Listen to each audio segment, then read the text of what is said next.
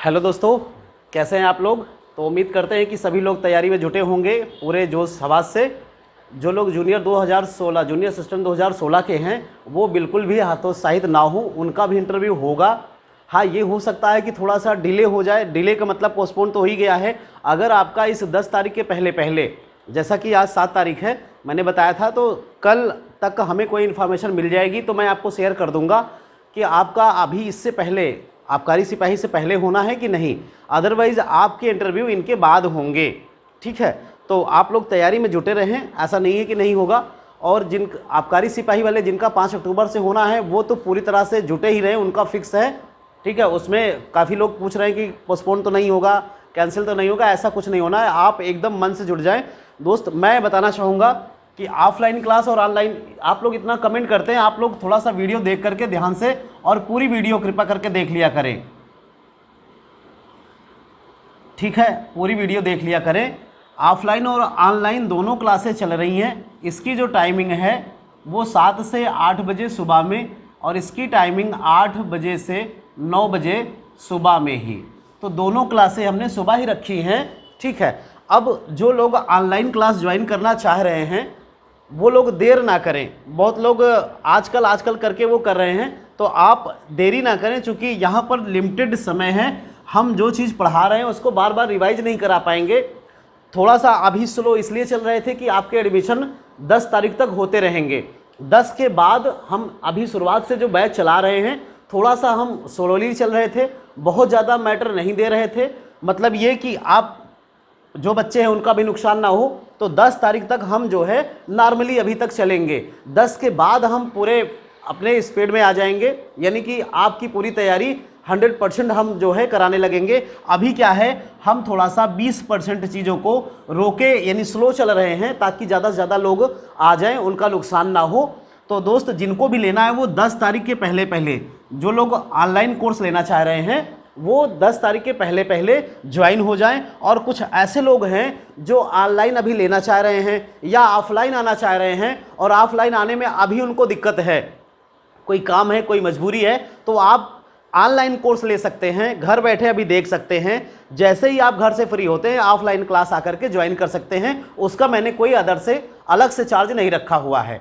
जो online fees paid है आपकी, उसी फीस से आप ऑफलाइन जिस दिन से आ जाएंगे ऑफलाइन क्लास कर पाएंगे। ठीक है, बात क्लियर हो गई। तो सभी लोग जिनको भी ज्वाइन करना है, जिनको भी इंटरव्यू की तैयारी करनी है, जिनकी कहीं से चल रही है अच्छे से, अपने से भी या कहीं से भी चल रही है, उनके लिए कोई दिक्कत नहीं, वो अच्छी बात है। कहीं ना कहीं से आप जुड़ जाओ, जहां से भी डाटा आपको मिले आप लेते रहो। बस आप तैयारी में जुड़ जाओ, चाहे जैसे भी, चाहे जहां से भी।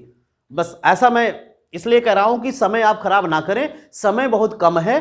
ठीक है, तो जो लोग ज्वाइन करना चाह रहे हैं, मैंने बता दिया, ऑफलाइन भी कई लोग आना चाह रहे हैं, वो अभी 1 हफ्ते बाद या 4 दिन बाद, 6 दिन बाद कह रहे हैं आने के लिए। तो उनके लिए मैं बता रहा हूं कि वो ऑनलाइन कोर्स ले लें, और ऑफलाइन जैसे ही आएंगे वो ऑफलाइन वाले में बैठ के लें, उसमें कोई दिक्कत नहीं। जितने दिन नहीं आ पा रहे, ठीक है, मैं आपको बताना चाह रहा हूं एक एग्जाम्पल से कि आप समझे कि तैयारी जो 1 महीने की है, ऐसा नहीं कि सारा विषय आप उलट पुलट के रख दें और फिर पता चला सारा कुछ पढ़ डाले जल्दी जल्दी और फिर वहाँ कुछ हम बता भी ना पाएँ। तो तैयारी आपको इस तरीके से करनी है कि जो पढ़ना है वो बता लेना है, जो एग्ज़ाम में आना है, यानी जो इंटरव्यूअर आपसे पूछना चाह रहा है वो सारी चीज़ें हम बताएंगे कि वहाँ पर क्या वो पूछ सकते हैं, क्या पॉसिबिलिटी है, किस तरह के क्वेश्चन जनरली पूछे भी गए हैं या पूछे जा सकते हैं सारी। जैसे आपके पास 3 चाबियाँ हैं और आप बाहर खड़े हैं, एक ताला आपका ये है, दूसरा ये, तीसरा ये। अब 3 ताले में आपको चाबी लगाकर खोलना है, तो आप क्या करोगे, एक तो ये कर सकते हो कि आप ट्राई करो ये किससे खुलेगा, ये किससे खुलेगा, ये किससे खुलेगा। तो आप ये आ तो रहे हो, रोज़ आप ताला खोल रहे हो, लेकिन आप ध्यान नहीं देते हो कि कैसे इसमें कुछ लॉजिक लगा ले तो ये रोज़ चेक ना करना पड़े। आपने पहली लगाई, दूसरी लगाई, दोनों से नहीं खुला तो तीसरी से खुल गया। तो आपका 2 बार चेक करने की वजह से समय खराब हुआ। ये आप डेली कर रहे हो फिर भी आप ध्यान नहीं दे रहे हो। तो कई चीज़ें ऐसी हैं जिनको हम अवॉइड कर सकते हैं, या कुछ ऐसी लॉजिक लगा सकते हैं जिससे हमारी पढ़ाई कम हो जाएगी और पढ़ेंगे हम थोड़ा सा, तैयार होगा ज़्यादा। मतलब ये कि अगर आप ये कहें कि पहले ताले का जो नंबर है, मान लीजिए इसका 405 नंबर है, इसका 956 नंबर है, इसका 837 नंबर, इस तरह से की में छपा हुआ है नंबर, तो आप क्या करेंगे, एक नंबर आप याद कर लें। एक नंबर आप याद कर लें। आप चाहें तो अगर ये सीरियल क्रम में इस तरह से है और कमरा नंबर 1, कमरा नंबर 2, कमरा नंबर 3 इस तरह से है, तो आप ये समझ जाओ कि सबसे बड़ा वाला जो अंक है, जो चाबी का नंबर है, वो बीच में है। सबसे बड़ा वाला बीच में है, छोटा वाला पहले है और उसके बीच वाला बाद में है। इस तरह से अगर ये नंबर ऐसे रहा होता 405, 837, 956, तो इसका मतलब सीरियल क्रम में है, माने पहला आपका जो है सबसे छोटा है, दूसरा बड़ा है, फिर तीसरा बड़ा है। फिर दूसरा तरीका आप क्या कर सकते हो, हमने कहा ये 2 चाबियां हैं, तो एक को आप रट लो। मान लो कि ये कोई भी XYZ नंबर है, ठीक है, ये कोई भी नंबर है। आपको क्या करना है, एक नंबर देखना है कि एक पहले वाले की चाबी कौन सी है, तो XY वाली है। एक तैयार हो गया, दूसरे को तैयार करना ही नहीं है, दूसरे को याद रखना ही नहीं है, आपको माइंड भी नहीं करना है कि दूसरा कौन सा है। एक XY पहला है, उसके बाद जो बच गई चाबियां वो दूसरी हो गई। बात क्लियर है कि नहीं? एक को तैयार करना, दूसरा ऑटोमेटिक तैयार हुआ। तो ऐसे बहुत सारे क्वेश्चन हैं जो एक को तैयार करने पे दूसरा ऑटोमेटिक तैयार हो जाता है। दूसरे को रटना नहीं है, बोझ बढ़ाना नहीं है, वो अपने से खुद से तैयार हो जाएगा। बस आपको उस चीज़ को ध्यान देना है कि कैसे करना है, कहाँ कहाँ पे ये लॉजिक हम लगा सकते हैं इंटरव्यू की तैयारी में। ठीक है, समय ज़्यादा नहीं है और आपको तैयारी भी बहुत ज़्यादा नहीं करनी है, इसलिए मैं बता रहा हूँ कि आप लोग कुछ लॉजिक से तैयारी करें ताकि आपके इसी समय में अच्छी तैयारी हो जाए। ठीक है, और मैं एक बात बताना चाहूँगा इंटरव्यू के लिए, कुछ पॉइंट्स मैं बता देता हूँ। इसको मैं पहले भी चर्चा कर चुका हूँ कि आप सभी सवालों के जो जवाब दे रहे हैं इंटरव्यू में वो सही हैं। मैं पहले भी डिस्कस कर चुका हूं कि आपसे 10 सवाल पूछे गए, आपने 10 सवाल के सही जवाब दे दिए, लेकिन एक बच्चा 10 सवाल के भी सही जवाब दिया, दूसरा बच्चा भी 10 सवाल के सही जवाब दिया। हमने कहा कि आपको किस प्रकार एक्सप्रेशन वहां पर रखना है, बताते समय क्वेश्चन के आपके चेहरे पर क्या एक्सप्रेशन होनी चाहिए, उस चीज़ को बताते समय आपको फील करना है कि इसमें किस प्रकार का एक्सप्रेशन या किस प्रकार से हम बताएंगे। उसका जो प्रेजेंटेशन है या कहने का लहजा जो है, आपका कहने का जो तरीका है, कि जो सेंटेंस आप यूज कर रहे हैं, अगला व्यक्ति जो बैठा है इंटरव्यूअर, उसको क्या वो सेंटेंस पूरी तरह से बोलते समय ही समझ में आया या उनको अतिरिक्त दिमाग लगाना पड़ रहा है सोचने के लिए, आपकी बात समझने के लिए उनको अतिरिक्त भार लग रहा है उनके दिमाग पर।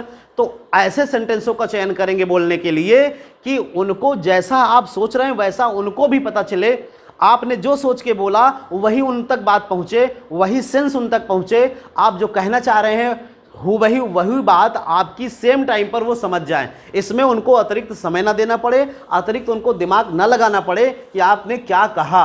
अगर इस तरह से हुआ कि आपने कहा कुछ और उन्होंने समझ लिया कुछ, या आपके कहने का सेंस समझने में उनको टाइम लग गया, तो भी ये आपका ड्रॉबैक होगा।